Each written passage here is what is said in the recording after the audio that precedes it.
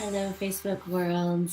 My name is Tziporah, and I'm a little tired today. We've been celebrating all day the ebook version launch of my new book called Revolutionizing Intimacy. And I thought it would be an amazing experience to share this evening with my literary architect, Niels, who shared a journey with, I want to say, the laboring journey of creating and putting together Revolutionizing Intimacy.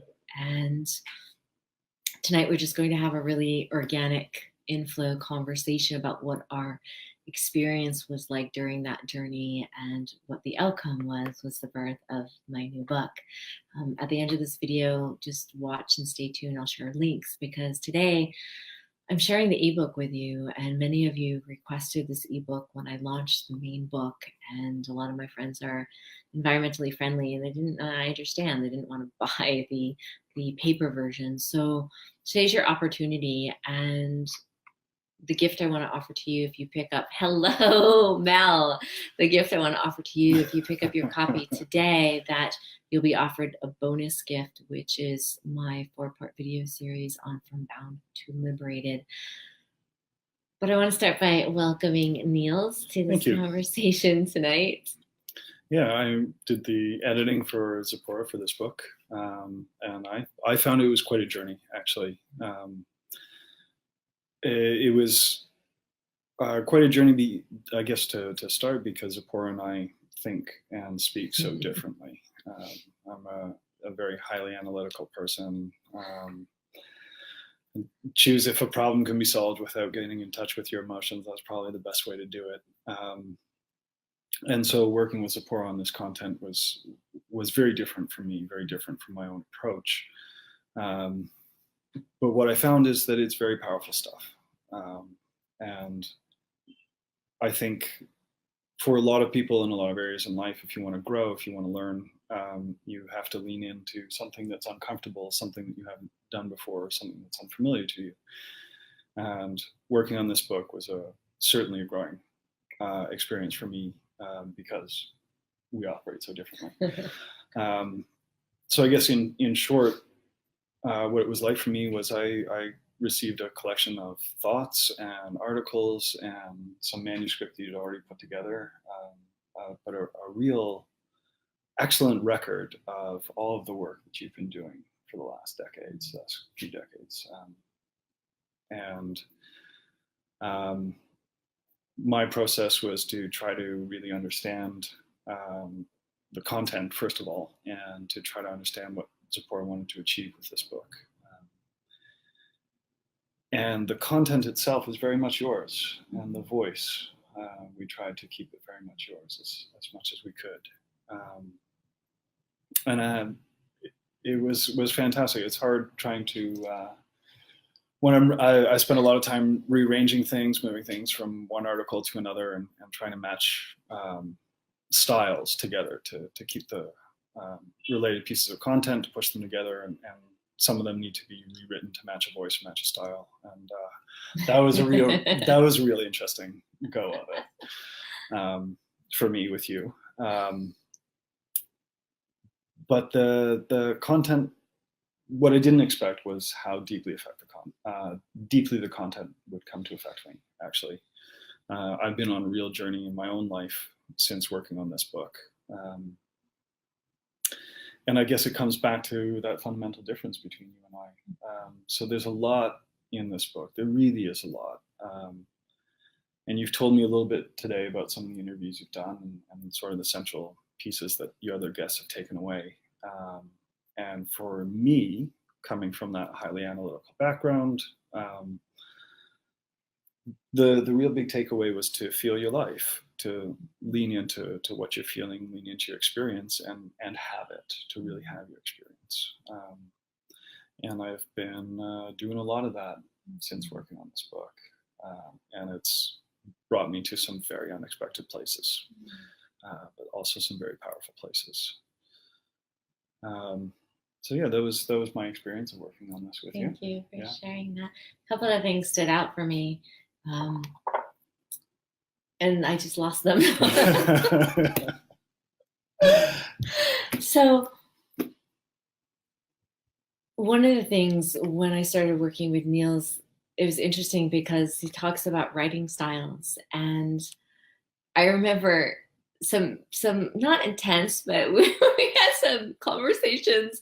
I remember one particularly about writing styles, and he was educating me on how books are written. You know, there's a style to it, and I didn't know that. I am a very emotional writer. I I go in meditation. How I write, I actually unplug from the world. I've written most of this whole book was written between Sedona, Arizona and Vancouver, Canada.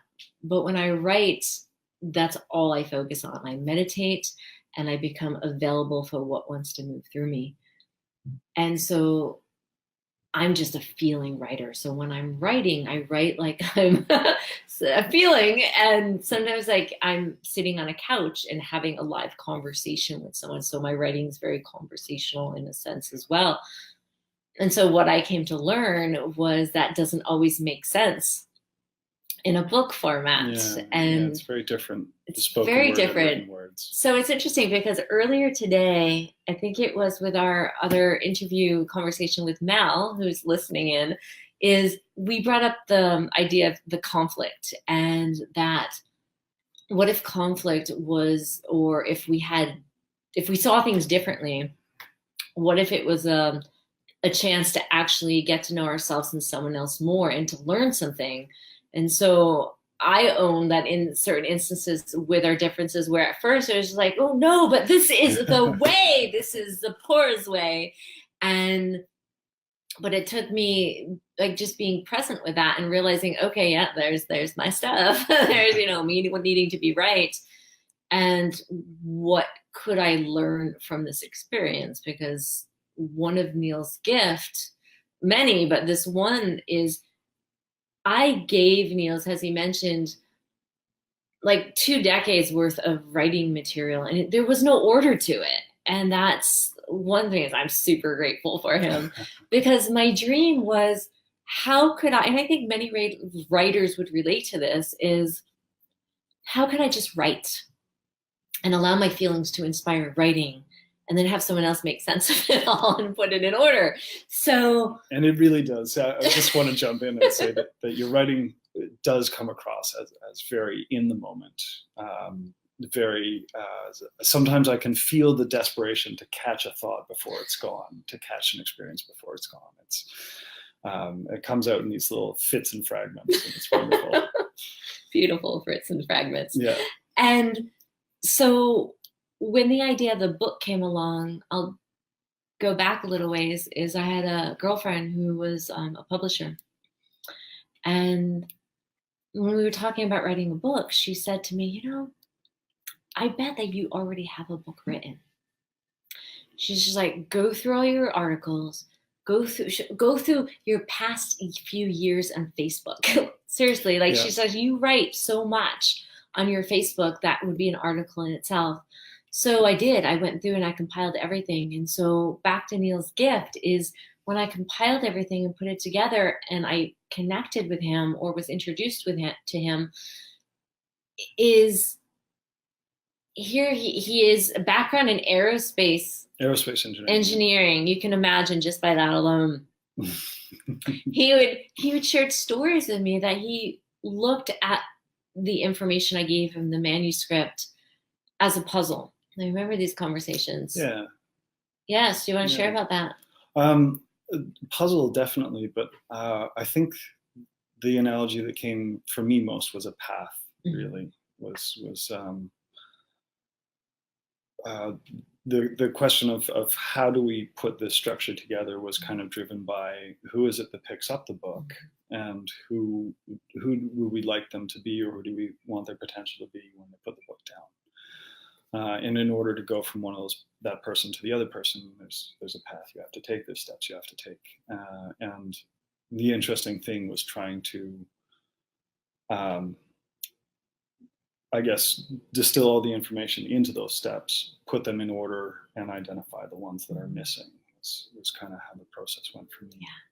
So when we started this process, is you know, my experience of Niels is he had this ability to look at what I'd written and allow me to be in my genius and my gift, and to sit back and to literally pull it apart and put it back together again, but in a different, it got chopped up, different format. Yeah. So it was everything I wrote, but just in different order. And that, to me, I think for many book writers is a missing link, because often I hear writers, you know, I need to write in order, or I know structures to book writing. I've gotten them from business strategists, and it didn't work for my brain. Yeah. And what I find with Niels is I didn't have to use that book writing strategy, because he was going to help reorganize it and put it together.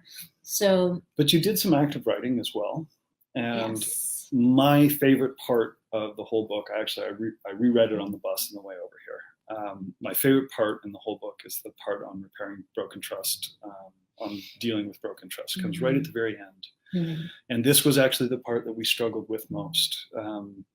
This was a chapter that I identified needed to be written, hadn't been written yet, and absolutely had to be there for the book to be complete. And you wrote this chapter, and I read it, and I didn't understand it. And I came back to you and I said, this is awful. This is exactly the opposite of what you are trying to say in your book. And we struggled through it. We really did struggle through it. But in my opinion, it is the strongest chapter and maybe the most important one.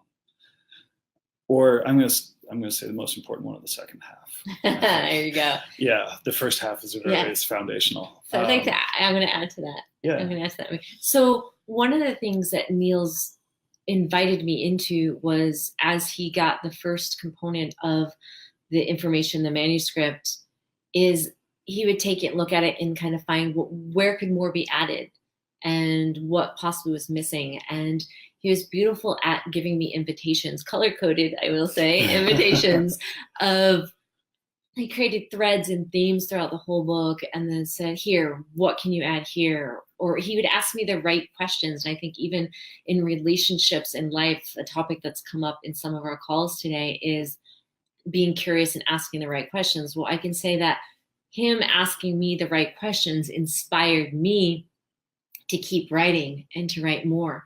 And the chapter on broken trust, I'll go there, it was such a learning experience, because when I wrote the chapter on broken trust, I have sometimes this very ideal vision, and sometimes it's a way of thinking that it takes a very open mind to see that. And so I was coming at it from that perspective, and the perspective was no one else can truly hurt us or break our trust, that it all comes back to us and kind of how we handle it in our radical self-responsibility. Radical self-responsibility, which I talk about a lot in this book. And he challenged that in a beautiful way. He asked to understand it, and he didn't understand it, and he didn't even agree with it. So what that invited me into was actually to unpack what I wanted the reader to get from that chapter. Not to change the truth that I was sharing, but to unpack it like, okay, so what's the outcome that I want the reader to get? And how can I bring more experiences and concepts and maybe everyday experiences around trust that will navigate better the reader. I said the viewer before, the reader, not the viewer. We're not a movie yet. The reader reading that chapter. And I think that's where it became into a really potent conversation about, sure, you know, we have egos, broken trust does happen, but how can we be self-responsible in navigating, moving through it, and having compassion and empathy throughout the whole experience? Yeah, definitely. Yes. And it's a very interesting process for me as well to come across what I felt like was a gap and to ask you those questions, because there was no way I was going to be able to fill those gaps in myself. This is very different material from what I would have written. So that was really, I'm grateful you asked. Yeah, it was really neat to ask you those questions and expect a particular response back and to get something entirely different. Yeah. was really.